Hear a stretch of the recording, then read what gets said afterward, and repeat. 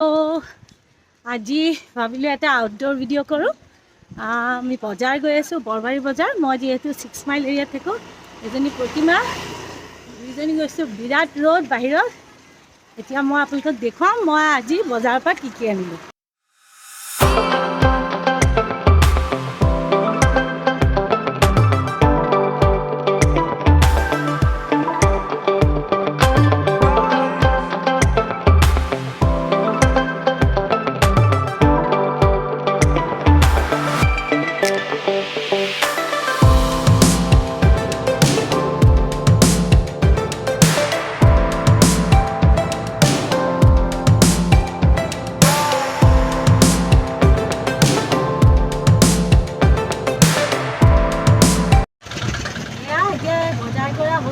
টমটমত উঠিছোঁ, ঘৰলৈ গৈ আছোঁ। ঘৰত গৈ দেখুৱাম কি আনিলোঁ।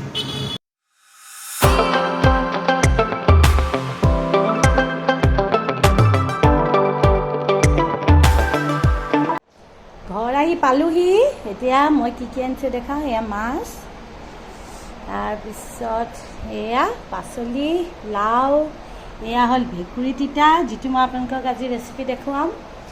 আজি প্ৰথমতে ভেকুৰী তিতাখিনি বনাম। সেইখিনি বনাবলৈ মই কেৰাহীটো গৰম কৰি ল'লোঁ আৰু তেল দিলোঁ। তেলখিনি গৰম হ'লে অলপমান পিঁয়াজ কাটি দিছোঁ আৰু লগতে কেঁচা জলকীয়া এটা সৰু সৰুকৈ কাটি ল'লোঁ।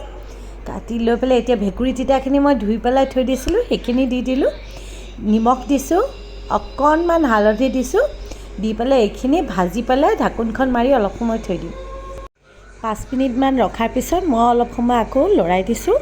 এইখিনি তেতিয়ালৈকে গেছত ৰাখিম যেতিয়ালৈকে মটৰ ফুটা দি এয়া ভেকুৰী তিতাখিনি ফুটিব আৰম্ভ কৰিব। 5-10 মিনিট ৰখাৰ পিছত মোৰ এয়া ভেকুৰী তিতাখিনি হৈ গ'ল। এতিয়া মই এইখিনি ছাৰ্ভ কৰিম। বহুত ভাল এটা ৰেচিপি হয়, আশা কৰোঁ আপোনালোকে নিশ্চয় ট্ৰাই কৰি চাব।